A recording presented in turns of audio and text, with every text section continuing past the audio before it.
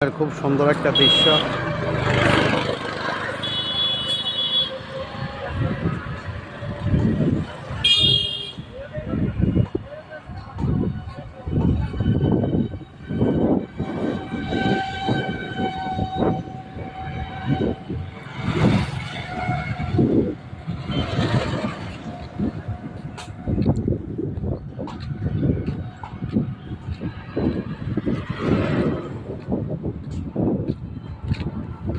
এমন দৃশ্য কার না দেখতে ইচ্ছা করে?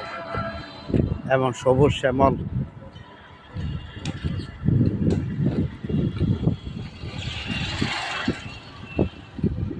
লাইক শেয়ার কমেন্টস করবেন, সঙ্গে থাকবেন, আমাকেও আপনাদের সঙ্গে রাখবেন।